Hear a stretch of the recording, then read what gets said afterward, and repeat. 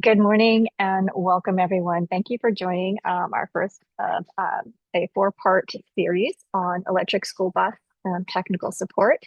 And before we get started, I wanted to go through a few housekeeping items. First, we need to utilize the Q&A option at the bottom of your screen to submit questions to the panelists. If you're having technical difficulties or other items you wish to share with the group, we ask that you utilize the chat. So at the end of each session, we're going to email you any resources discussed during this training session to help share some read-ahead documents for the next session to help you prepare for the next installment. We'll also send over a link to a feedback survey at the end. Actually, we want you to stay online so you can complete the survey before you leave. It'll be very quick, I promise. And it'll help us to understand your technical support needs and better improve our training offerings. And greatly appreciate it if you complete this before you leave the webinar today. And lastly, we will be recording this, as you can tell. So we will be able to make this available to your coworkers. And if you miss any of the series, you will be able to go back and watch it.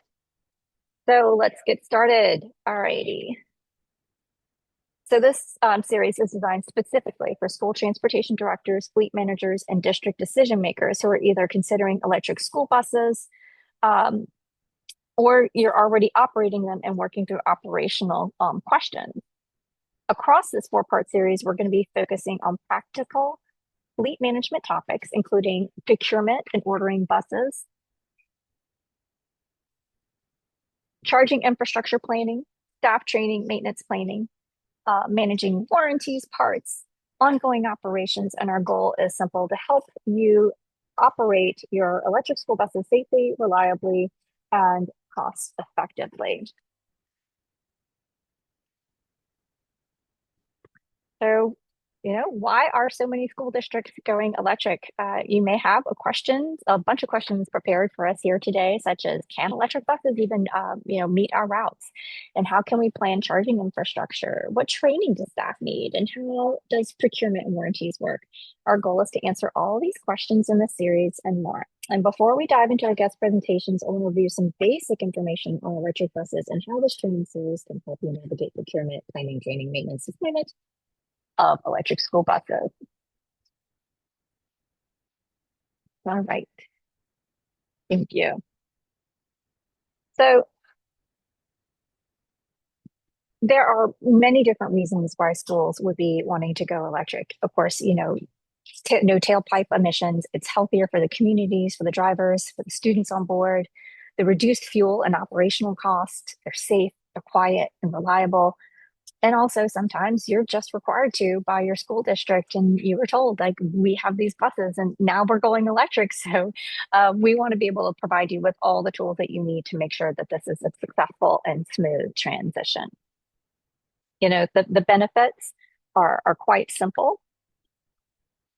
It's, whether consider that children spend anywhere from 20 minutes to several hours each day of their school day breathing diesel emissions.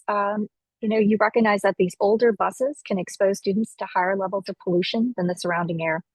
It makes it kind of an obvious choice when it fits your duty cycles. Electric school buses become really attractive when you think about just that one fact. They produce zero tailpipe emissions and improves the air quality inside and outside the bus. When implemented properly, electric buses can also reduce long-term operating costs. With fewer moving parts, there's fewer things to break, no more downtime related to like routine oil changes. So there's so many different benefits. And also, according to the World Resources Institute School Bus Initiative, a district operating an electric school bus can see over $100,000 in lifetime savings with $6,000 in annual fuel and maintenance costs when compared with diesel buses. So it's really truly a good investment for your district. Thanks. Maintenance savings.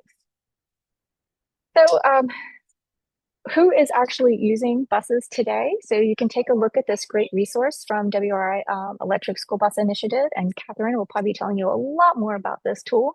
So we wanted to give you a little glimpse to see what it looks like, who has actually procured buses across the state of Louisiana. Some may have them in operations already, others may still be working on ramping that up, or they may not have procured them yet. They have won funding, but they haven't procured the buses. All right, I'm going to pitch this back over to Elizabeth. Good morning, everyone. Today we're very excited to listen to our speakers, but before we get into that, I'd love it if everyone who is attending today is able to put into the chat your title, and if you come from a school district, the school district as well. And then as we go forward and the panelists are speaking, please feel free to use the chat to ask questions so that they can adjust their content to answer the questions to the group today as well. So, today, as we go forward, our first speaker is going to be Dan Rosenfeld, who works at Highland Electric Fleets, and he is going to be doing a strong introduction to electric school buses with our ESB 101. His coworker Matthew Scott might hop on and help as well with that. Then we're going to hear from a real fleet experience up in Pennsylvania from Jenny, as she shares her experiences adding electric school buses to their fleet. And then lastly, we're going to hear from Catherine at EPRI, who's going to tell us all about the GridFast program. And the GridFast program is a way to help streamline the connection between utilities and anyone looking to electrify a fleet. And then as we go forward as well, we will hear from Bluebird, who will have the chance to talk about their buses with Brad Beauchamp. So lots to hear from and lots to get excited about. I'm going to kick it over to Dan Rosenfeld, who should be able to share your screen, and let's all learn together. Thanks, Elizabeth. And just want to confirm everyone can hear me. Yes, you're good. Awesome.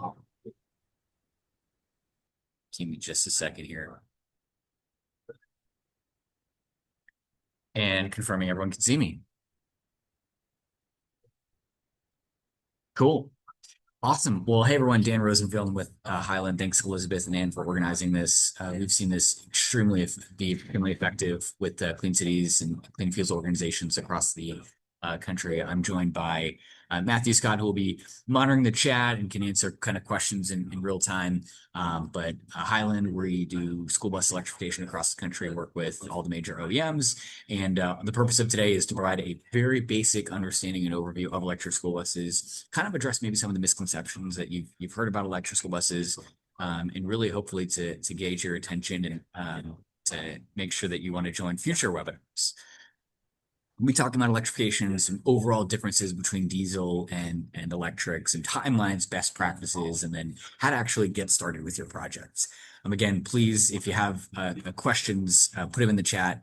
I know Matthew and the team will be monitoring, so we can address them. We talking with transportation directors across the country. Here are some of the challenges that you guys are dealing with. We know that you're dealing with high non-deductible costs.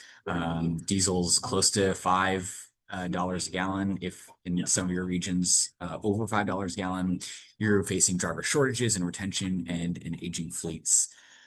And one of the ways you can do that is through electrification. One of the ways you can address that is through electrification. And touched on it, but there's cost savings that we'll delve into in just a second. Electric fleets are more modern. You can push updates over the air and remotely to quickly diagnose challenges. It's a better driver experience. Maybe Jenny can speak more about that. It's a quieter experience both for drivers and students, and it's fewer moving parts, about 97% fewer moving parts on an electric school bus relative to diesel. So less parts that you have to find a supplier for, get a replacement for. Now, when you're going to go through an electrification process, there are several hurdles. And this is just kind of part of the challenge, or part of the trade-off is if you're going to go electric, huge cost savings, better experience, but there are challenges in terms of funding, infrastructure, choosing the right vehicles, staff training, mitigating risk. So this is a new technology. You want to make sure that it's done right, and interoperability, especially between vendors, utilities, and chargers. So the goal is and why I know that Ann and Elizabeth put this together is to make sure that you're going to do electrification the right way. Some fast facts about electric school buses. So from 0 to 100% battery, the average range on a full charge of an electric school bus is about 150 miles. The routes that you would want to switch from diesel to electric, you want to aim to about 20 to 30% to allow that kind of battery reserve. It's about a 30 to 50% lower total cost of ownership due to fewer parts and cheaper cost of electricity. And that is all dependent on your infrastructure required, number of vehicles. When you buy more vehicles, economies of scale, there's 97% fewer moving parts and about 20 decibels quieter than diesel. Some key differences from diesel and electric that we wanted to point out. First off, a lot of it is about technology or terminology. So you're not filling the bus with diesel fuel, it's through electricity. If any of you have an electric vehicle, it's that similar process.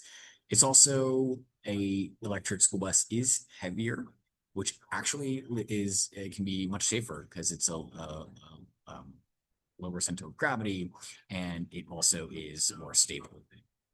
Electric school bus is also significantly more efficient than diesel, so about 85 to 90% efficiency relative to diesel. And there's also fewer components, so no engine, no transmission, exhaust system, diesel buses burn fuel. Electric buses use more like stored electricity. Overall, in terms of how electric school buses actually work, so electric school buses, they use a high voltage battery to power the motor that drives the wheels. And then there's a separate 12-volt battery. So there's two main batteries. There's a high voltage battery and a 12-volt battery. So that 12-volt battery, that runs more of your auxiliary system. So your lights, your doors, your controls. And it's a much simpler system. So there's also instant torque, and that's on that third bullet there. So that's smooth acceleration. It's a better driving experience. It's really something that your drivers have to test out because it's a much more reactive experience. And then there's also regenerative braking. So regenerative braking, it captures energy during the stops and also improves efficiency. So at Highland, in all of the parts of electrification, so we are a turnkey partner in electrification. So we handle everything from securing grants and financing to the project planning to vehicle and charger procurement, permitting, staff and driver training, fueling, smart charging, which is something that we'll touch on in just a second, and maintenance reimbursement. And what we want to talk about is when you go forward with electrification, there's kind of two parts. So there's kind of two routes you can take. One is DIY, so you can do all these parts yourself, or you can leverage a turnkey partner. Either one is something to consider, but we hope to talk you through each part of this process. At Highland, we have experience, and we're asked to come on because we have experience with electric school buses across the country. So we've driven about 8 million electric miles, over 1,200 school buses, working with 130 school district partners. As you'll notice, we know a lot of school districts here are from Louisiana and Texas. And so, as you can see, we have quite a few dots representing school districts with electric school buses in the South. So the Houston area, and Cy-Fair, San Marcos, and in Central Texas, Inspire NOLA in Louisiana, quite a few in Florida and Georgia. So if you think, oh, I'm rural, I'm in the South, I'm not able to have electric school buses, I encourage you, and I'm happy to provide contact information for any of these transportation directors after the fact. There's definitely a use case, even if you're in the South, even if it's really hot weather, even if it's rural, longer routes, it's definitely a use case. In terms of what an actual electrification timeline looks like, so this is a sampled timeline that someone who is called DIYing their electric school bus fleet is using. And project development takes over a year if you're just going to do it yourself. So you have to consider feasibility and site design. You have to immediately, if you're thinking about electric school buses, I would encourage you to speak to your utility sooner rather than later to conduct a feasibility of what infrastructure is required. There's design and engineering components, permitting, installation, EV chargers, choosing the right ones, some legal compliance review, budget, and training. So all of those have to be considered, and all those take about 12 to 18 months. If anyone has any questions about what specifically is required in each, I'm happy to talk to you after or at the end of this presentation. In terms of ongoing fleet operations, just some of the things you should be thinking about. One is phased fleet delivery. So especially with the new EPA Clean School Bus program coming out this summer, you want to make sure that you're maximizing that award. And so you don't want to buy 1 or 2 buses at a time. You want to buy 3 to 5 minimum, and then phase your entire fleet over time. In terms of managed charging, whether or not you work with a turnkey partner like us or go it yourself, you want to make sure that you're working with a vendor that is ensuring managed charging. We know that electricity prices spike during the summer, spike in the evening, and managed charging ensures that you're charging at the most affordable times and reducing, if not eliminating, very expensive demand charging. That's what is one of the main drivers of the cost savings.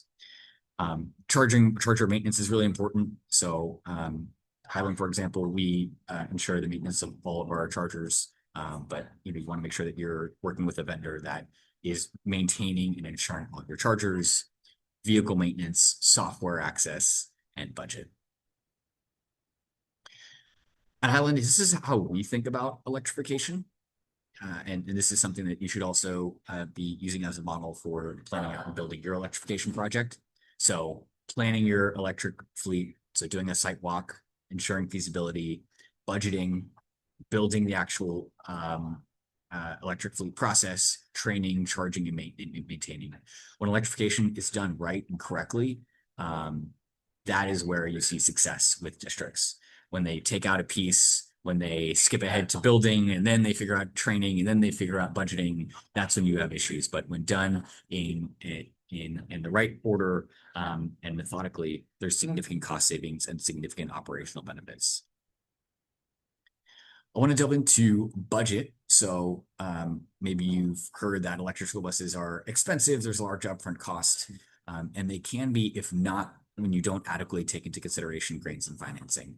So the EPA Clean School Bus Program round, as we call 4.55, the next round of EPA Clean School Bus funding will be coming out likely in the summer. There's an RFI out for school districts to provide insights and opinions on the RFI. It will be a competitive grant. So it's really important that you think about some best practices to stay ahead of the grant. And then because this program will likely include over $1 billion of funding, it's important that you plan your fleet about 3 to 4 years ahead to maximize the funding with this grant. In addition, I know Louisiana Clean Fuels is putting this on, but I thought that there would probably be some Texas districts as well. So there are 2 big Texas grants for electric school buses. One is the TexVEMP, or the Volkswagen grant, that covers 100% of infrastructure and 80% of new bus costs. For that, your diesel buses that you're looking to swap for electric need to be 2003 and older. If they're newer than that, they could still be eligible, but they just may not receive the full amount of funding. There's also the Texas Clean School Bus Program that covers 80% of the bus cost. Buses need to be 2006 or older. In addition, in terms of infrastructure, most utilities have what's called a Make Ready program, and that will cover most of the infrastructure build out if there's grid upgrades.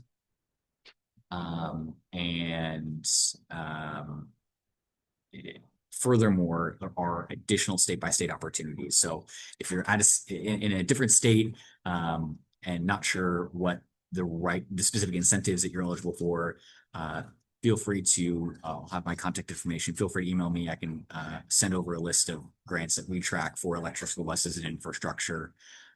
They are vendor agnostic, and it's really important. Sometimes the incentives are almost county by county because certain counties have incentives, cities have incentives, regions of a state, and utilities. But there are lots of incentives available. And so the message I want to get across is don't let just the initial cost of electrification be a barrier. For the EPA Clean School Bus Program, as I mentioned, it will be a competitive grant. It's $1 billion. It will be likely above $1 billion in funding. There's still $2.3 billion left in funding for the entirety of the program. So there's some ways that you can get ahead and make sure that your application is competitive. One is building your internal team. So your transportation director, your chief business officer, superintendent, and your school board. We saw that school districts who applied for the grant, but eventually in the last EPA round, it didn't go through. Oftentimes the issue was the TD and the chief business officer were bought in, but not the superintendent. And that's a lot of money that was left on the table for their districts because they didn't build their internal team. And happy to provide some best practices on messaging for each one of those folks on your team. Identify your buses to replace. So before the EPA round comes out, and identify those buses now, so you know exactly which ones that you want to potentially scrap, or work with a third party to identify scrap buses from another district. I'm happy to put anyone in touch with a third party that would have extra scrap vehicles. In addition, you want to invest, because it's such a large amount of funding, you want to invest in a pilot rather than one-off.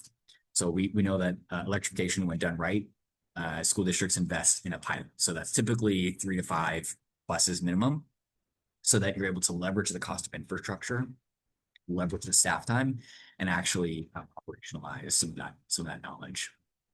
And finally, schedule that site walk now. So you don't want to, and when I say a site walk, that means a site walk to determine what infrastructure is required. You don't want to apply for the grant, think you need X amount of funding, and then when you actually put the project plan together, you realize, oh, actually we needed way more infrastructure and significant more funding. So schedule that site walk now, and we're happy to do a site walk. Other vendors are able to do a site walk, or I know the Louisiana Clean Fuels folks can put you in touch with other folks who can at least give you a baseline of what infrastructure is required. In addition to reduce the cost is consider cooperative purchasing. So Sourcewell, Spur, CMAS in California, AEPA, all of them have electrification, electric school bus contracts that you should look to reduce costs. Sometimes we see that when school districts go out to bid, they kind of include everything under the sun for electrification, and they end up spending way more than they need to on certain infrastructure, on extra additional features, when really these cooperative purchase agreements that many of the school districts are already members of, are already legally able to purchase from, already have pre-vetted contracts that other school districts are using. And so encourage you to reach out to your reps with AEPA, Sourcewell, Spur, power options to leverage those cooperative purchase agreements. And also, in terms of what the project scope is, consider all of these. Here are some things that we consider for electrification projects. So your grant strategy, your procurement strategy, utility interconnection, which takes time, software integration, construction management, training, and change management, smart charging, repairs and warranties. The goal of this quick presentation is not to delve into every single piece of this, but to give you kind of a teaser of what to be considering over these next few weeks as you go through the webinar series about what needs to be considered. Again, this seems like a lot, but when done correctly, when you leverage good vendors, when you plan accordingly, there can be major cost savings. It can be a significant increase in uptime and a better driving experience. So if you do it right, it is definitely worth the investment. Some other considerations for budget. One is switching from just using, investing in a big capital expense of electrification to OpEx. So leveraging public-private partnerships, whether that's third parties or green banks. These entities can significantly reduce the upfront cost, if not eliminate. Second is leverage economies of scale. So as I mentioned, leveraging pilots over one-offs will reduce the cost of infrastructure, and ensuring interoperability. You want to make sure that you are using buses and chargers that are OCPP compliant, which ensures that the chargers and the buses can talk to each other. We see that looking at past rounds of the EPA, we saw that school districts who didn't ensure interoperability and kind of tried to do it on their own ran into issues with technology, not talking to each other, not communicating with each other. And so if you want a list of maybe some buses, bus vendors, charger vendors that are OCPP compliant, that would be that are good vendors. Talk to LCF, myself. There's plenty of options available. When considering your routes, so we hear a lot that, oh, well, I have field trips. We do a lot of work in Texas, and are maybe a Houston school district says, well, I drive to Dallas, so I can't go electric. And these school buses are not intended to replace your entire fleet. These are intended to replace your routes between 120 to 130 miles. So your in-town routes that are already being used, and still keep your diesel buses as of now, for your field trips. So determine which vehicles you can replace. And this is when leveraging, whether it's a Texas state grants, other state grants, EPA Clean School Bus, that is what we're going to use to replace. In terms of planning your infrastructure, reach out to an industry partner who is using clean fuels to conduct a site walk. Identify your main power source. That is how chargers or buses are charged, is through power.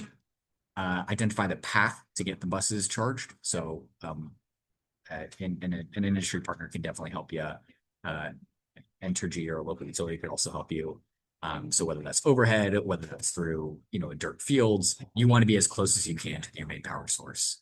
Speak with utility to verify feasibility. We have relationships with all the utilities. So if you're not sure where to start, I'll leave my contact information after and just connect you with the right utility person.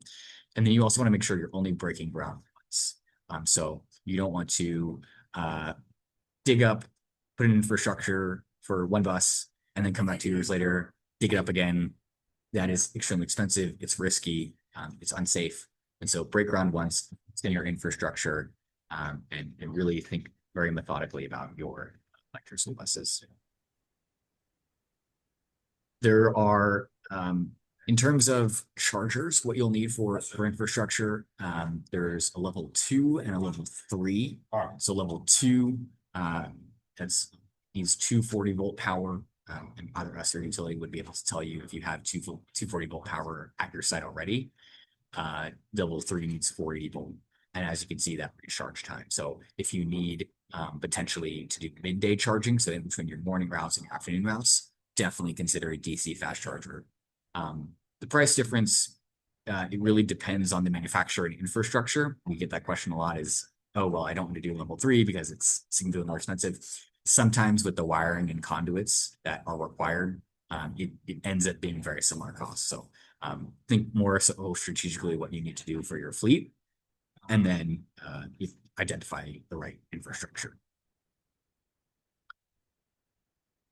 I like this image just because it gives you a visual of what equipment will be required to charge the bus. So starting behind the meter, that's all owned by the utility typically. So that would be transformers, the power from then transformers, then the actual power meter and the switch gear at the site. And then the power flows, it's from the grid, it's stepped down and managed on site. So it's a much safer amount of load that goes into the bus. Those chargers, if you get the right charger manufacturers, they communicate with the bus to control the charging speed and protect the battery health. You want to make sure that you're having a charger that is charging at the right times, that's protecting the battery, that's not overcharging the battery. And then up front of the meter, that's owned by the customer typically. So that those would all be on site. One note to consider when charging. Again, most of your chargers will have a function to control this, but this is something you want to ensure that as you're exploring vendors, you ask about and you think about, is you want to ensure smart charging and ensure that there is a function that won't overcharge the battery. Just like you shouldn't drain your phone battery all the way to 0 and charge it all the way up to 100%. Same thing with an electric school bus. You want to keep it at that 20% state of charge is what we call it. And so it's that minimum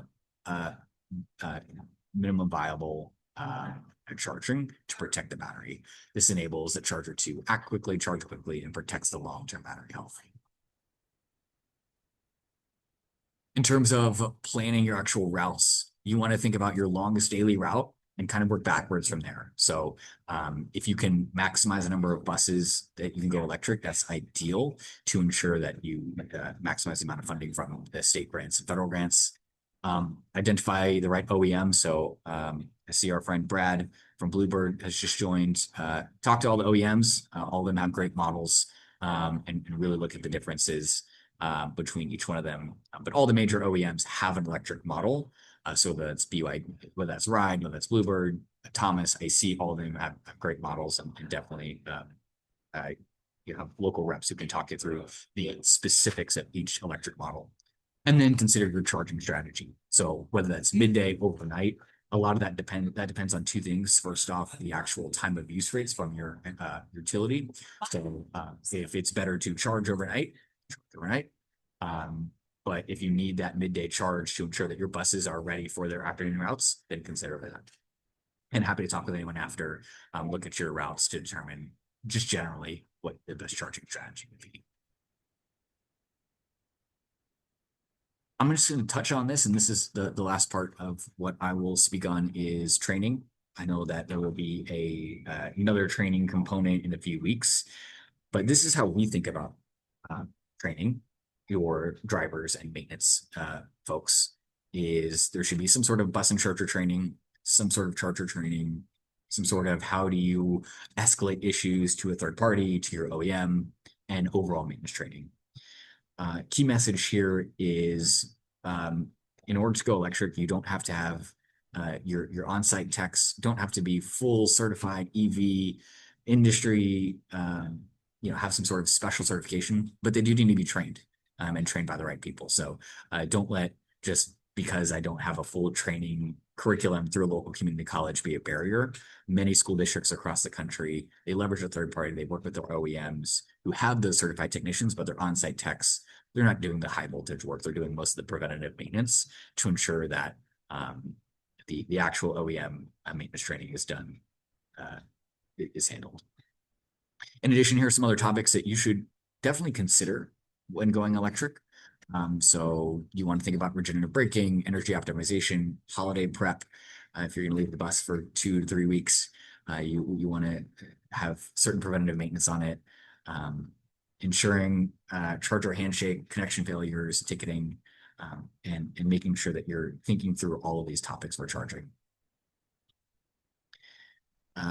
Whether you go through someone like Highland or another third party, consider and really ask to make sure that the vendor has some sort of ticketing software, especially those first few weeks that you're going to have an electric school bus, just like any technology. There'll be some kinks and things to consider. So make sure that they have some sort of ticketing software or some sort of software that will ensure that you can quickly address those initial maintenance issues. So within a few weeks, you're off and running with your fleet. Some best practices in terms of maintenance, I'm sure Brad, Jenny have more, but one is always plug in the bus. Maybe it's not charging, but more that muscle memory of whenever your drivers park, they're plugged in. And this way, the charger, if you do have managed charging, it can be charging at the right times. Monitor the state of charge, so keep buses above 20%. Precondition the vehicles. So if any of you have a Tesla or an electric vehicle, you know that if you're about to go to a charger, you can precondition it and kind of set it up so it's more efficient when charging. Same thing with an electric school bus, and submit tickets early. So again, those first 2 weeks, just like any technology, you're going to have some slight issues, just more of that learning curve. And so submit the tickets early so that you can get your electric school bus fleet operating, running, and a guaranteed uptime. This is some of our work here in Texas. So each one of these school districts had a different OEM. So we encourage you to reach out to any of these school districts.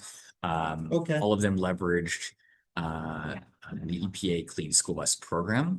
But as you can see, significant cost savings. And these are all their numbers that's being produced. So Canutillo and El Paso, they have about $500,000 annual cost savings. It's a very quick timeline. Dallas ISD charging infrastructure was installed and commissioned in less than a year, and in Valley View ISD about 16 months. So I think we at Highland and Brad and Jenny can probably attest to you. There are lots of things that we hear on the news about electric school buses, but when done correctly, when done efficiently, it can be a very efficient timeline, and electrification can be a huge cost savings. At Highland, again, happy to be a resource for anyone after the call. We handle the entire process of electrification, securing grants and financing, writing the grants on your behalf. We do all the project planning at no additional cost. We do the vehicle and charger procurement, permitting. We train your drivers and staff. We include electricity in our costs and smart charging, and we also include a maintenance reimbursement. So that ensures that also trains your drivers to make sure that they're doing the maintenance correctly. And this just reduces the risk and it reduces the complexity. In our model, just this information, again, we encourage you to do research, consider many different vendors, but the Highland model is a bundled performance-based contract. So it's a guaranteed uptime on our chargers of 97%. And depending on the state, it's between 5 to 15 years. In Texas, it's 10 years. It's one annual fee guaranteed. And that's everything from the vehicles, chargers, energy. So you know exactly what you're going to pay, and then ongoing support. I really appreciate Anne Elizabeth for the time. I'm going to hop off in just a few minutes, but please reach out. That's my cell, email. If you're in another state, I can send you over our incentives for that state, but we really appreciate it. Thank you. Fantastic. Thank you, Dan. And Dan will be speaking in some of our next installments so we can dive deeper into some more of these very good topics. So I am going to switch and share my screen again briefly while I introduce the next speaker. Sorry, can I just interrupt to say we are aware that the chat function is not working for the participants. However, if you do have a question, the Q&A function is functioning, so please utilize that. Yes, and we will make sure that that is remedied for the next one. We had some technical difficulties with our account this morning, so we apologize. So thank you again, Dan. So next up, we have Jenny with the Bethlehem Area School District, and she will be giving you some direct fleet experience, all the experiences that she has had with her electric buses. And I'm going to stop my share so you can share your screen, Jenny. I don't need to share a screen. So, okay. Good morning, everyone. And thank Morning. you for allowing me to be here because obviously I'm not local to where any of you are. So I really appreciate the invitation. Bethlehem Area School District we are operating 12 buses currently. Our first 2 electric buses were of the DIY variety, where we were one of those districts that the leadership said, we just got a grant. Let's make this happen. And of course, I said, yes, sir, not a problem. So for us, it was kind of a year-long scramble and a fire hose of an education as far as the project planning and all of the things that go in, all of the things that Dan was talking about and how to do them in that particular order. And he's absolutely correct in all of that you got to have ducks in a row before you can actually execute a plan. Our 12 buses comprise about 6 to 8% of our entire fleet. So we're, I guess you would consider us that pilot program. And it's only been within the last month or so that we have all 12 buses in operation. So we're just now kind of hitting the ground running with our entire electric fleet and basically just seeing what it can do. We operate a 3-tier system, and the routes that we selected are somewhere between 50 and 70 miles per day. We did go with the DC fast chargers for our original 2 charging stations because we put in 2 with the intention of growth. We just didn't realize until later how much growth that was going to be. I kind of put this together in pieces, but telling the story of where we're at and how we got here kind of incorporates all our experience, our best practices, and the lessons that we learned along the way. So if you find me skipping around a little bit, that's why. One of the 2 original chargers that we put in was a vehicle to grid. And we did not learn until later that our utility provider partner is not quite ready for such a thing. But we're leveraging that partnership, and they are going to do pilot study using our data to see what kind of feasibility there is for that, because we were early adopters in our area. So they want to make sure that this vehicle to grid thing is something that both sides can benefit from. A lot of this is kind of reiterating what Dan said, only from the operational side, is that the education of our drivers is key to the success of the entire program. I mean, ultimately, all of the steps leading up to getting ready and putting buses into service, that's great and it takes time, but until you have the buy-in and the getting the drivers to know those vehicles the same way that they do their diesel buses and the same way that they do their passenger vehicles, they need to know and understand how that bus handles, how it performs, and how it drives. And there's a learning curve that goes along with that. I will tell you that the 12 drivers that we have, all of them love their electrics. And even a couple that didn't want to love their electrics. Community education, I think, is very important too, because transportation can't really do this in a vacuum. That it takes your community partners, and especially, you know, the parents of the students that you're transporting. That there's, to Dan's point, there's a lot of information out there, and people have information, they have misinformation, they have opinions. But if the department and the district leads with the facts on this and follows up with actual data from your operation, I think that that is incredibly helpful. We are in the early stages of being able to gather that data and put it together in a useful way that kind of tells a story of what our operation looks like and what the benefits are and what the cost savings are. So we're very early in that process. I would say to lean on your partners, utilize your manufacturers, your vendors, use them as resources. I found for us that our manufacturer and our dealership were very helpful in educating our mechanics, educating our drivers, and just going out with them and seeing how the bus drives. Yep, it's going to do that. No, it shouldn't do that.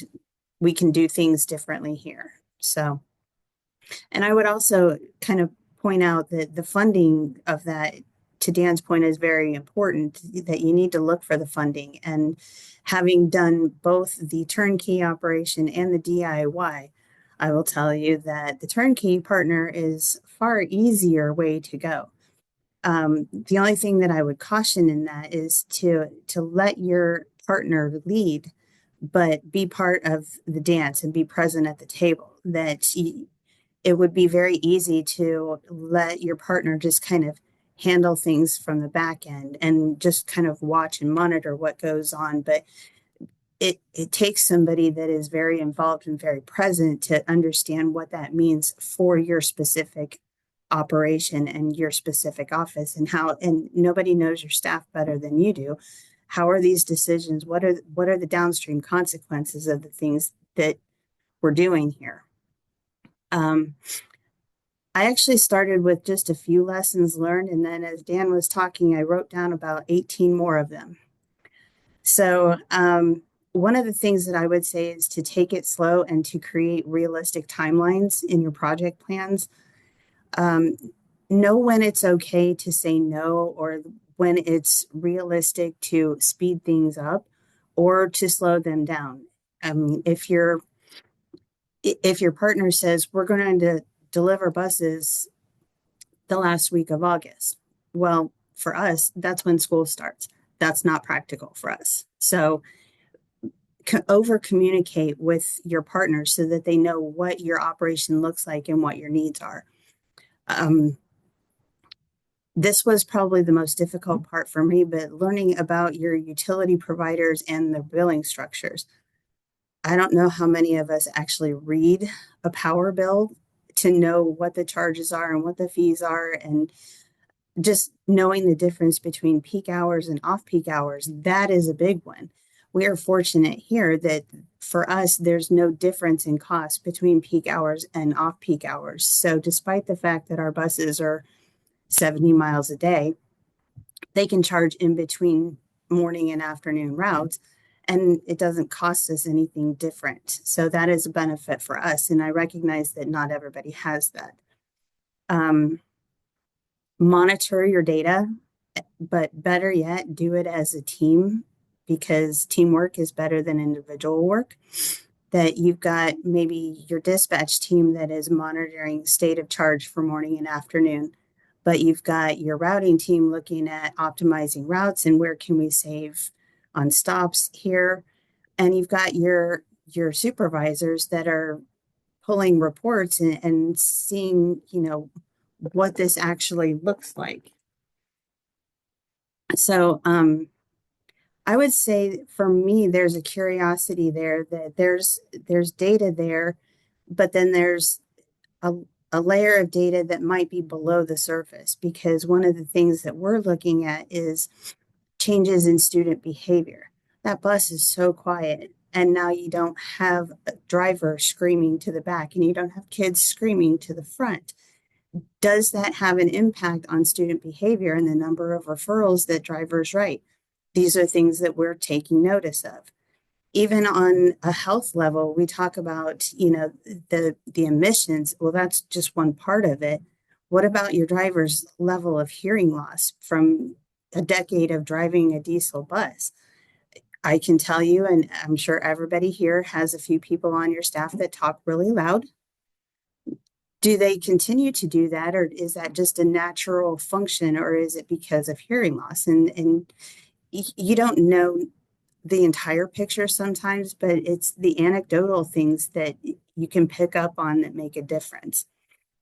I would say that the proximity to your dealership, keep that in mind as well, because we are 100 miles from any of our dealership partners. And so if you need to have a bus delivered, that 100 miles is not pushing the limits, but it's testing them slightly to get this. And traffic and terrain matter, but if you need to get your buses back to the dealership or back to the manufacturer, towing costs are very expensive.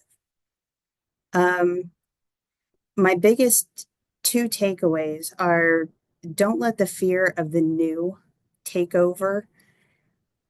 I know that for our mechanics, the high voltage system and personal protective equipment was one of the big things on their minds. And I would say that our dealership partners have been really great in educating our staff as far as, okay, yes, it's high voltage, and yes, it is scary, and yes, it is dangerous. But with a little bit of knowledge, it doesn't have to be.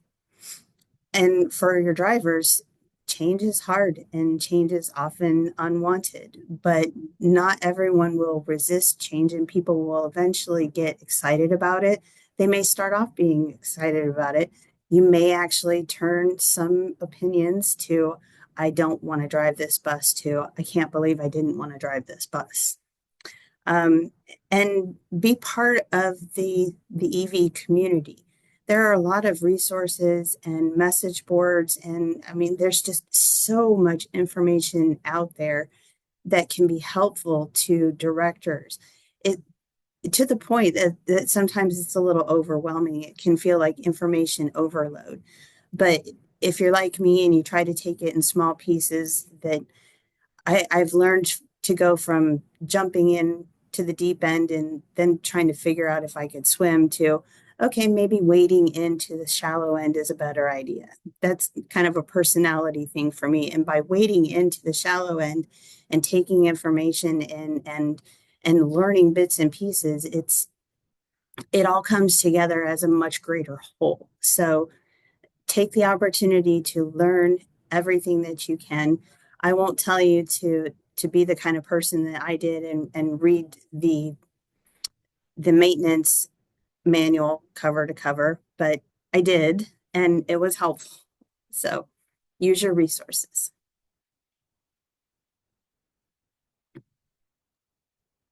Fantastic. That is so helpful to like really hear what your experiences were like firsthand. So if anyone has any questions for Jenny or for Dan before he leaves, could you please put them in the Q&A? And thank you so much. While they're doing that, can I just ask Jenny, can you reiterate your timeline that you were discussing at the beginning, please? Yes. Um, our our initial DIY began in 2022, and we did kind of like a an unveiling event in 2023. And through our efforts to find our own funding and continue to do things on our own, we were finding that as far as the EPA grant goes, that we just weren't competitive for many reasons. And then finding a partnership because most of Pennsylvania is contracted. What we found was that the grant awards were going to companies or operations that were servicing multiple locations. And so we kind of piggybacked on that. And so my partnership with Highland kind of it goes back about maybe a year and a half. And our bus, our first bus delivery was maybe not a year and a half, but right at a year. And so our first bus deliveries were in late September, early October. Then we had a couple more in December and some that showed up in January. And by the time we got them aftermarket equipped with all of the, stuff that we put on them, they went into service early. All of them went into service early February of this year. Well, So what do you, congratulations. Go Thank ahead, you. Anne. yeah, so what do you think was the key thing that helped turn those drivers who weren't excited about it to being really excited about the buses and loving the buses? Was it the bus themselves, the training experience? What do you think is the most important thing that other school districts can do to ensure that the drivers are accepting of this new technology and these new buses? For us, the training came in some cases before the bus arrived. So we had these 10 routes targeted specifically, and we knew going into this current school year what they were going to be. And so we were using substitute buses until, the entire fleet comes in and gets equipped. Um, I'm a firm believer in in-person training. I think that virtual training can be very good, but I also know about myself that I'm easily distracted. So virtual training doesn't work for everybody, but that in-person training is very important, even if it's just for, a couple of hours in between morning and afternoon routes. Just having that person present is very important. But honestly, I think it is the individual experience that you gotta somehow take it for a test drive, that you have to see it in action, you have to operate it, you have to feel how it moves, and then listen to listen to it or what it's not, the noise that's not there. And I think that those are the selling points to that to turn to converting unbelievers into believers. That the drive I think the driving experience is very important. Next up, we have Catherine Stinkin with EPRI, and she is going to be talking to you today about GridFast. And I will stop my share so you can share your screen, Catherine. Great. Thanks so much for having me today. What a great idea to do a quiz like that. That was fun. I was playing along in my head there, so that was cool. Well, thanks for inviting me. And yeah, I'm going to go through a presentation about GridFast, which is a tool that is going to help to connect you with your utility as you're just starting the process of thinking about electrifying your school bus fleet. So we heard a little bit about utilities from the last speaker there, and I'll dive into just a little bit more about why they need some of the information a little bit earlier in the process to really be able to plan. So Just diving in briefly about who I am or who EPRI is. So EPRI also, we're a nonprofit. We are sometimes seen as the research arm of the utility industry, but we act independently. We do research that benefits 90% of the United States' electric utilities, but also globally too. We work with a number of utilities around the country. So we work with the big utilities, but also munis and also co-ops. And most of our research does become public after a certain point in time. I'm in our electric transportation team, and I've been in the EV industry since about 2015, 2016. So practically, yeah, a decade now. So with our EVs to Scale program, this was an initiative that was started underneath our just general electric transportation program at EPRI to make sure that utilities would be ready for EV load at scale. Not the grid's ready, but the utilities themselves with different processes and maybe just training up staff internally and smoothing out just smoothing out different energization processes, etc. So we have 4 different products through the EVs to Scale initiative, and this is mostly just FYI, but I'm mostly going to talk about that grid fast tool, which is number 3 there. I will point out though, for number 1, we have something called a vetted product list. This is sort of a massive spreadsheet of all different types of charging station equipment. So if you wanted to make sure, if your school is really particular that, okay, we need to have this feature in it, it has to have this cybersecurity measure, it needs to have XYZ function, I encourage you to take a look at that epri.com/VPL because you'll see a lot of different products in there. We've done the hard work of looking through the equipment for you, so you also don't have to do that. So I encourage you to take a look at that vetted product list. But I'm mostly going to talk about that GridFast tool today. So let me jump into that and give you a brief overview. So the challenge that we were hearing from a lot of different customers, including school districts, was that how do I find the right utility contact? Don't make me use LinkedIn. This is something that we know some of the bigger commercial customers out there, they were really struggling with knowing who do I talk to at the utility? You say, come to us early and often with our information, but who exactly, where is that happening? So this tool is designed to help facilitate that connection earlier in the process. And then similarly, some customers, they have different utilities, multiple different sites, but all the processes are different. And so probably for the school districts on the call today, you'll probably just have one utility. But if you are serving, I don't know, it could be, but that you're working across, with different depots and different locations, maybe it is a couple different utilities. It just depends on how big the geographic area is. So this tool can help you identify the different utilities that you'd work with. Also, a little bit about that bottom left bubble there. How do I learn about the charger power levels that fit my needs so I don't oversize? Make this information available to us.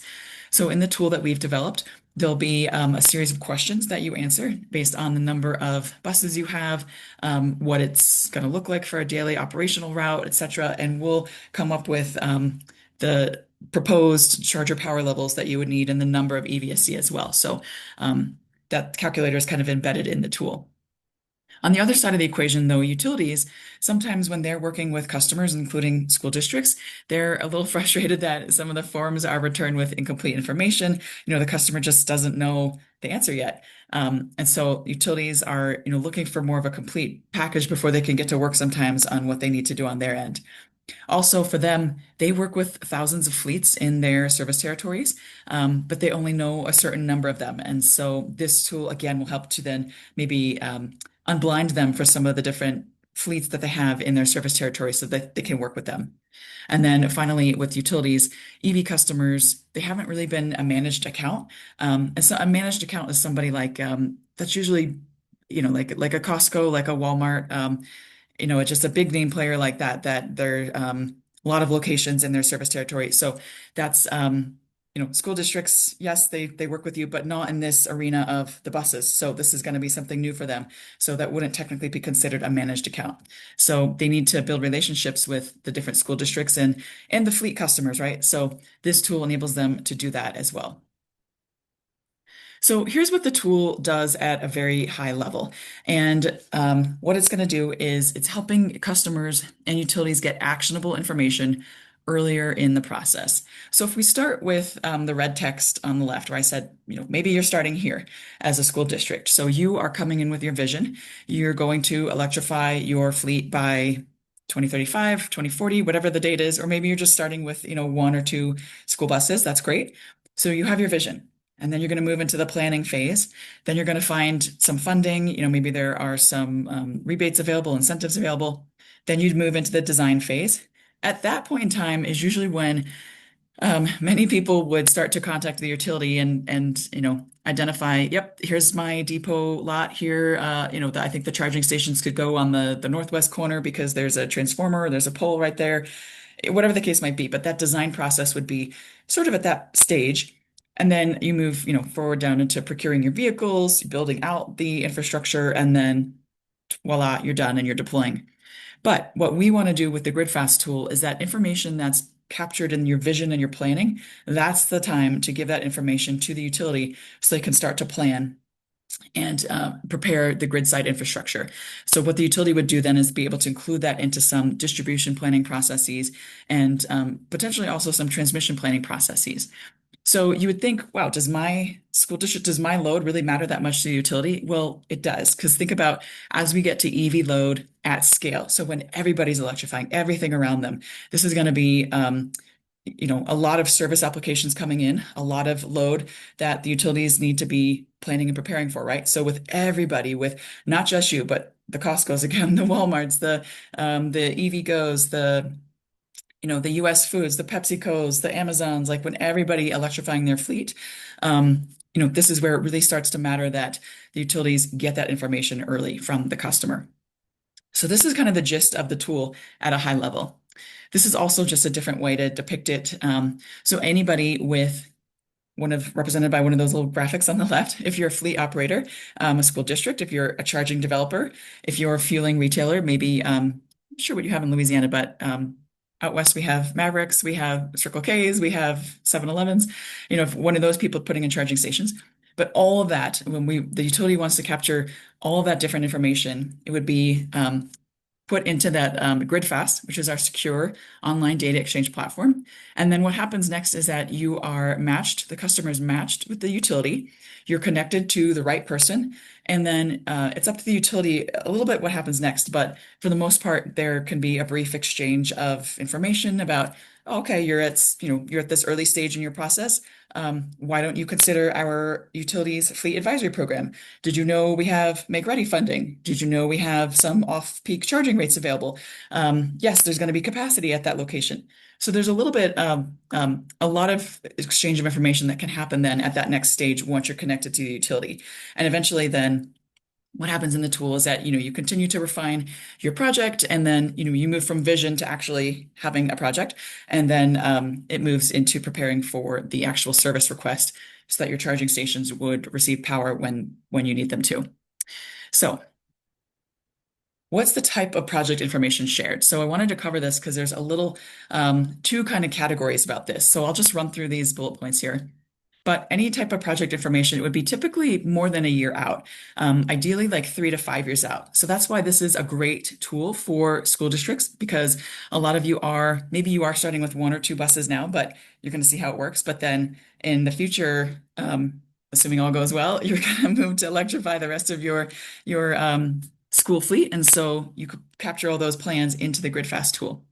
It's also intended for commercial customers. So again, I covered this, but fleets, charging station developers, fueling retailers, also larger loads, but also projects with multiple level 2s. So again, school districts, maybe you have, actually most schools I think are going with level 2 charging stations, especially because the power levels can vary there. So I think that's what schools I've heard are going with. But if you also were using a DC fast charger, you can also put that into the tool. And then one category of the projects is kind of the high level directional. So I put in red there, a school district with a plan to electrify by 2040, 2035, whatever the case might be, but capturing that information in its entirety kind of, and then giving that over to the utility. Again, what the utility can do on the right, you can see maybe the utility would direct you then to their fleet advisory programs. They also could give that information to their forecasters, their planners, their distribution planning team. Maybe they give it to the program managers to see different EV adoption trends. There's a lot that the utility will do with that. And I have a slide on that in the future, but or let's say you already know your plans. You've already identified which vendor you're going with for your buses. You have your depot location. You have the address of the depot. Right. You've got the number of vehicles, charging stations. You know the time that you're going to be charging. So this is more of a specific project, and so GridFast also is good to capture things like this. That's a little bit more like baked, so to speak, and then that can also be then directed to the utility. And what they would do with it then is potentially notify their service engineers that, hey, this project is coming. They can assist you with capacity information or other questions that you might have. They'll also give it to the distribution planning team, and again, give it to the EV program managers to see different adoption trends. So, everybody in the industry, we says, talk to your utility early and often, right? And so this is the tool to exactly do that. Talk to your utility early and often. So in terms of engagement, we're excited to be talking to you all here in Louisiana, but we're also talking to everyone around the country. We're sort of on a road show right now. We have 55 different utilities using the GridFast tool, with 30 different customers using it right now, and then over 381 projects shared. So I don't know if we've had anyone share a project yet in Louisiana, but you could be the first. We've also just launched the tool since at the end of September of last year. So like I said, we're on our roadshow right now, getting word out about this tool. And then kind of here's what the customers are saying now. So this is, it's too much text to read, so I'll send this information to Ann and Elizabeth for follow-up. But just to note that we did have a big state DOT, Caltrans. They have a number of different projects throughout their state, and they connected with over 25 utilities in their state, and that was really valuable for them. So they just said that, sharing their fleet electrification plans in GridFast, it was a straightforward decision for us. And then another customer down below said that GridFast standardization makes it easier to obtain information, identify the right contacts, and establish early connections with utilities. So how does the utility use GridFast? So basically, we interviewed 17 different utilities, a range of the big ones to munis and co-ops, just to ask this very question: how are you going to use the data? Because the customers want to know. They don't want to share something with you if you're just going to sit on it, right? So what we found with our survey results was that more than 75% of the utilities were going to take that information and exactly, inform their transmission and distribution planning, use it for grid forecasting, reach out to customers and provide guidance. They were going to take those fleet plans and start to do different planning scenarios of EV adoption. So you have to think about, remember, in aggregate, this is really helpful for the utility to understand what's coming in terms of EV projects. And then you can see that a number of the utilities were also going to prioritize capacity constrained areas, inform them of purchasing of long lead time items, such as maybe transformers, et cetera, et cetera. So essentially, the key takeaway is in that kind of goldish, beigeish box that the fleets can directly influence utility engagement through the early input of your deployment plans in GridFast. So to get started with the tool, it's also pretty easy. There's 4 main steps here. So all you have to do is just identify who will use GridFast. It could be, your fleet manager, a team of managers, your contractor, your consultant, but it also could be, I think Ann mentioned originally that maybe on this call in particular, there might be some of those, you're helping to form the vision with what your school is going to do. And so you are the exact person that we would want to enter in those kind of high level plans into the tool. So once you do that, identify who's going to use the tool. Then you can go and create an account. This is a 2-step process. You create an account with EPRI and then specifically for the GridFast tool. And it's a 2-step process just so that we don't get extra like bots making fake projects and things like that. We want everything going to the utility to be a real project. I should have mentioned also that it's a private tool between customers and the utility. Nobody else sees the project except for EPRI just being the middle person to connect the customer with the utility, but nobody else is seeing your project. So you're not going to see what your school district down the road is doing and vice versa. And then step 3, okay, you're going to share your fleets, your school district's long-term EV plans. We went through that already. And then the next step would be to create a specific project. So maybe the specific depot, which is going to be electrified and host the school buses. And then you'd share that out with the utility.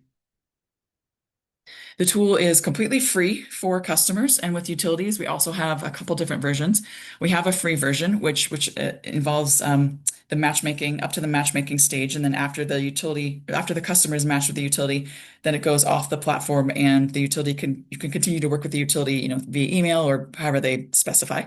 And then we have a subscription program for the utilities, which for them, it's just helping us to cover the maintenance costs. Again, we're a nonprofit here, so but for the most part, I think most people are in the subscription program. And then I just wanted to show you a little bit about what the tool looks like really briefly, and then I'll pass it back to Anne. But here, this is all fake data, so keep that in mind. So from the customer point of view, here's what it looks like. So let's say you were, okay, ABC Logistics in this, but you could also be ABC School.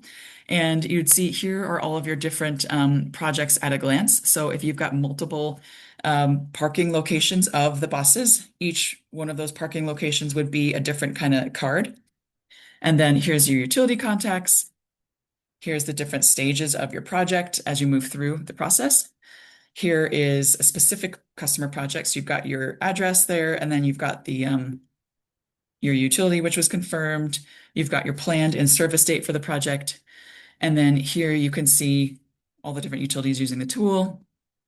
And then on the utility point of view, this is what they also see. It looks very similar, different customers that they're working with, different stages of projects, all of their contacts there, the stage, etc.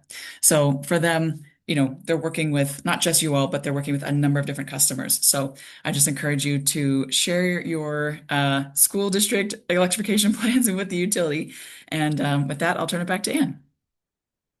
Thank you so much, Catherine. And just to remind everybody, we will be sending you links to everything, probably sometime tomorrow once the recording is all ready to be sent to you. And thank you so much.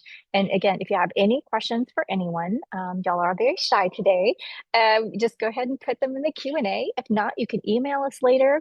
You can call us, and we're happy to work with you. So I'm going to share the next screen. Elizabeth, do you have anything to say while we're getting ready for the next Yes, so speaker? Brad has messaged me and said that he needed to hop off for another call, but he'll be back by 10:05. Oh, So, it looks like he's and on. Are you on right now? Or because he was on, then he came back.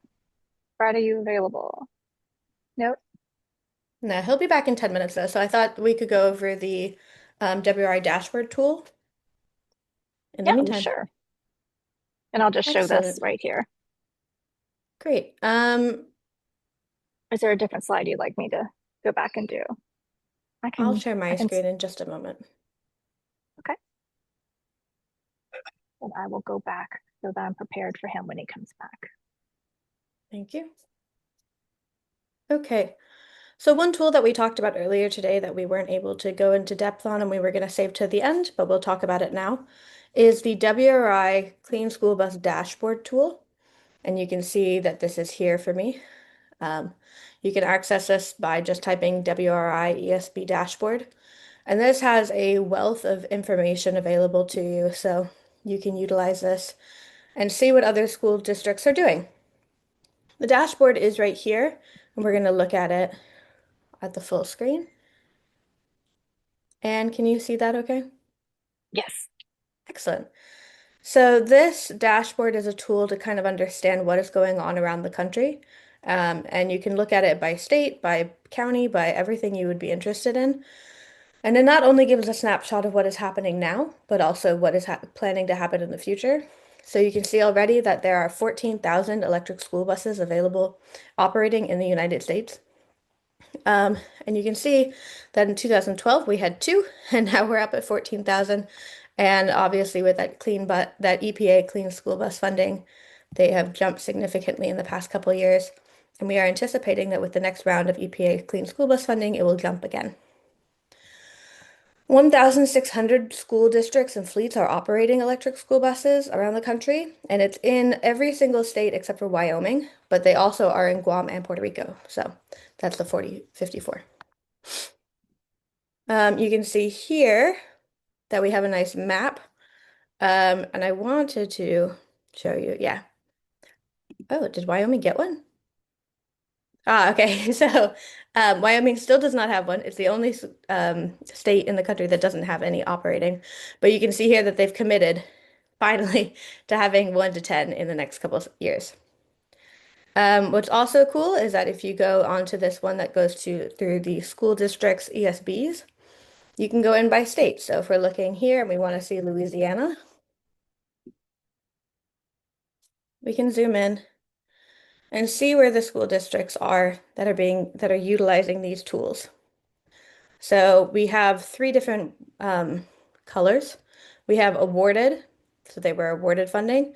They are ordered, but they have not utilized them yet, or they are operating. So not all of this information is entirely accurate because there's 1,400 school districts operating. For example, East Baton Rouge School District does have the buses, but not all of them are operating and such. We can also see that as we scroll through, the city of Bogalusa School District ordered 1 bus. I will say that according to all the experts in the field, if you are planning on getting electric school buses, try to aim to get like 5-ish. That's kind of the sweet spot for your pilot years of getting those school buses running. I've heard many anecdotes where if you only get 1 school bus, it will be 11. So you want to make sure that you have other school buses kind of in the background to help with that as well. But this tool can be used for any state. So if we look at Arkansas, I know that Barrett is on with us right now. Arkansas. We can see their school districts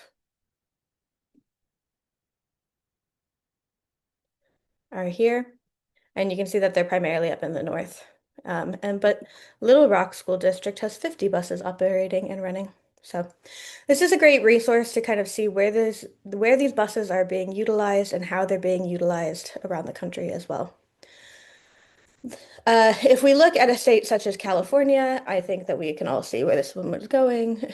It's going to look significantly different from the region that we are in, which is why today we wanted to have this meeting specifically for the states around us, because obviously we are not California and things operate a little bit differently out there. But you can see that in Los Angeles alone, there are 440 buses that they've committed to, ordered, or are operating. As we move through, you can see that this is a tool for understanding the locale of who in these regions have access to these buses. As we know, pollution is a human rights issue, and a lot of issues go along with poverty and go hand in hand together. So we want to be thinking about how we can improve everyone's way of life, not just the elite. There's information about equity and air pollution and race. The industry overall, we can see here that number of ordered and delivered ESBs. Lion Electric was leading the charge. We do not anticipate that to be true for much longer. If you're in this world, you know why. Followed by Bluebird, Thomas Built, IC Bus, Green Power, and Collins Bus.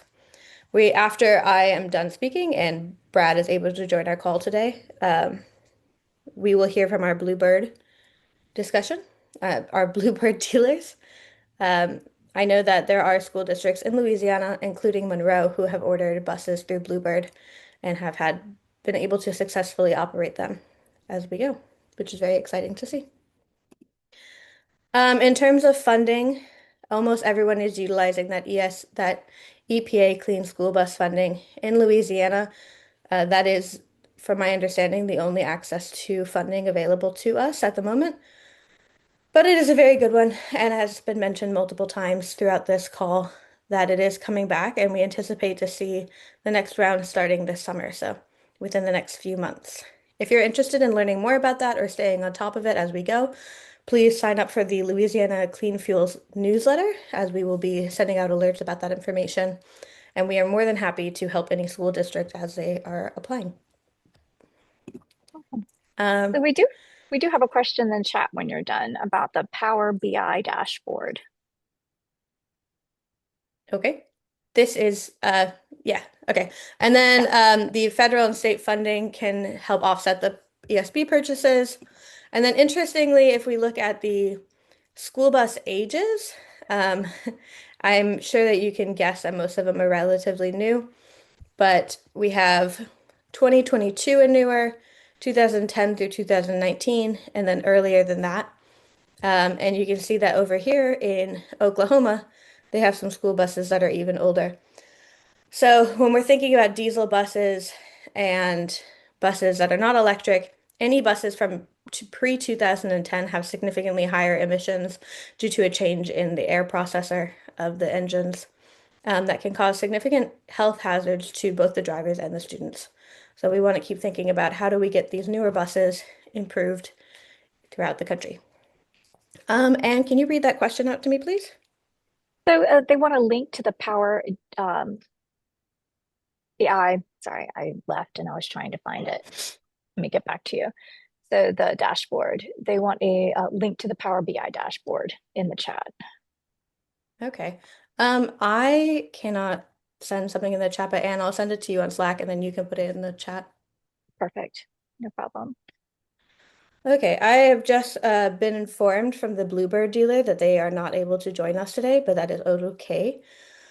Because what we can do instead is look at the 2025 WRI buyer's guide, which I'll pull up in just a second, but I'll send this to Anne first so that she can put it in the chat for you all. And then lastly, this is a school district explorer. If you're interested in a specific school district, all you have to do is go by state, and then it has all the school districts in there as well. So this is a really great tool if you are a school district interested in learning about what's going on around you, or you know a school district that's similar to yours and you're interested, or if you are a utility and you're interested in seeing who's doing what, this is a great resource for you as well. I'm going to pause there for just a second as I pull up the buyer's guide.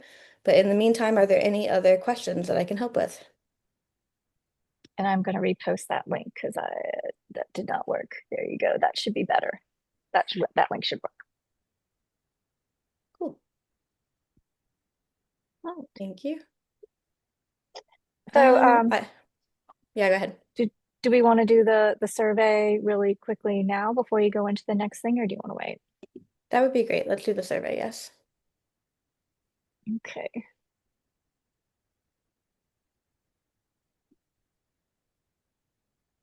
There we go. All right. We could just take a few moments. There are 12 questions. If y'all could answer those really quickly before we move on. Yes, the survey is what helps our nonprofit get paid to do work like this. So please continue to support us in this way. Thank you.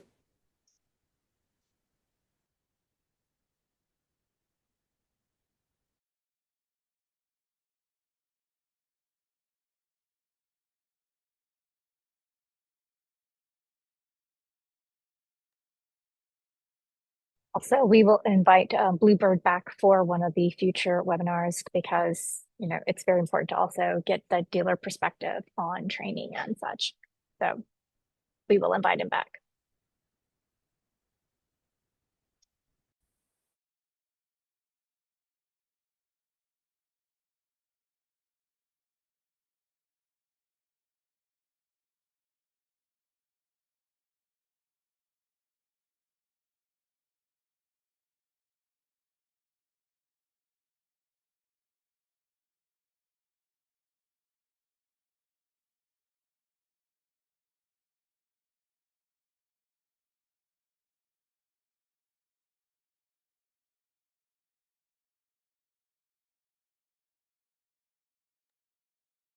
If you're having trouble with accessing the survey, please let us know. But we have one person who is participating. If we could get a few more, that'd be awesome. Thank you.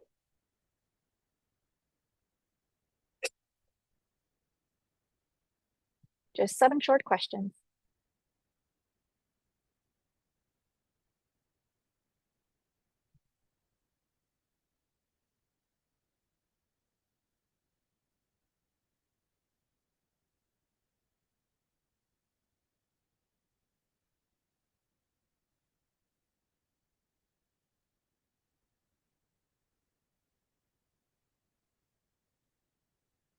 All right, we're just going to give it another moment. We're going to have this running in the background.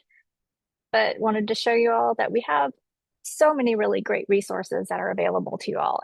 Just kind of like Jenny spoke earlier, it's kind of like resource overload. But WRI has done a fantastic job of collecting electric school bus resources together all in one spot. So we have the buyer's guide, which we are going to send you a copy of. There's also the WRI resource library right here, this link right here, that has access to them by category, and also the Joint Office of Energy and Transportation. Whoa, I just lost that. That's wild. Go back. There. The Joint Office of Energy and Transportation has some links and some resources. And there's also a technical support email line with the National Lab of the Rockies, formerly NRELM. It's Clean School Bus TA for technical assistance at nlr.gov, and it is a helpline. Or you can just email one of us directly, your local Clean Cities and Communities Coalition, and we can connect you. All right, so 3 of you are now participating in this quiz in the survey. Thank you very much.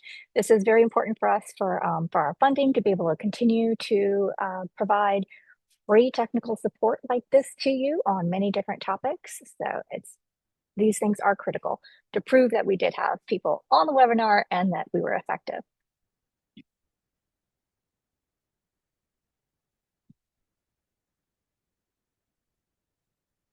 Also, while we're doing that, I wanted to let you all know about the next installments in the series. So the next part is part 2, training your staff. That will be April 7th. Part 3 will be April 14th, best practices for electric school bus operations. We're going to talk about, troubleshooting and really dive deep into some of these best practices. We're going to make it interactive. We're going to make sure the chat works, and we're going to have lots of discussions. And then finally, on April 21st, we are going to talk about developing a reliable charging plan for your electric school buses. So you got to have chargers, you got to have them working so that your buses can be operational. And we want you to do this as effectively as possible and in the most cost-effective way. 5 of you, thank you. Thank you so much for working on this survey. All right. Excellent. Well, as you finish that up, Anne, is it okay if I talk about the school bus buyer's guide and then we can wrap up? Perfect. I'm going to stop the share and back to you. Excellent. So,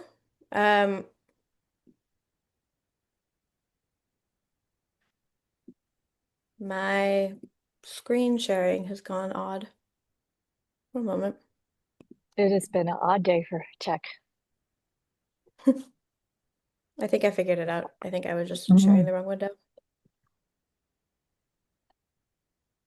Okay, there we go. So this is another resource that was developed by WRI, and WRI is that World Resource Institute. They're